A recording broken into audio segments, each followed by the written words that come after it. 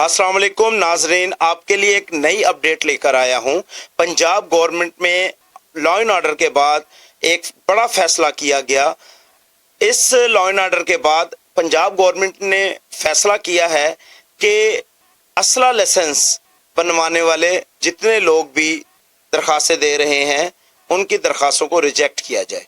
अब असला लाइसेंस नहीं बनेगा। असला लाइसेंस चाहे आप सियासी पार्टी के हों या किसी भी पार्टी के, अब आपका असला लाइसेंस नहीं बनेगा।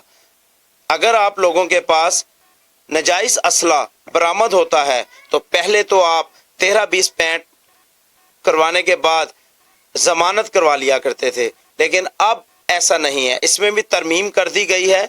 अब 14 साल कैद और 20 लाख रुपया जुर्माना ऐद होगा। अब होशियार हो जाएं, अब वो दौर गुजर गए।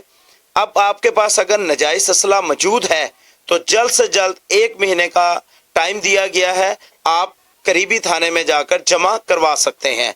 और अगर आपके पास लाइसेंस पहले से मौजूद है तो ई खिदमत मराकज़ में जाकर आप उसको रजिस्टर करवाएं, ताकि आने वाले वक्तों में किसी भी दिक्कत से और परेशानी से बचा जाए। मेरी वीडियो को उन तक ज़रूर शेयर कर दीजिएगा, या तो जिसने असला लाइसेंस बनवाना था या तो फिर उनके पास असला नजायज मौजूद है, ताकि वो फौरी तौर पर 1 महीने का टाइम दिया गया है, आप जाकर जमा करवाएं, ताकि किसी भी कानूनी दिक्कत से बचा जा सके। अगर आप मेरी वीडियो अच्छी लगी तो लाइक कीजिएगा, शेयर कीजिएगा और मेरा चैनल सब्सक्राइब कीजिएगा।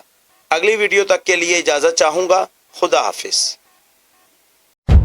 माशरे में होने वाली बुराई को एक्सपोज करना, अदारों को निशानदही करना, अवाम की आवाज़ को अदारों तक पहुँचाना, जालिम को कैफरे करतार तक पहुँचाने में मदद करना। जुर्म की पकड़।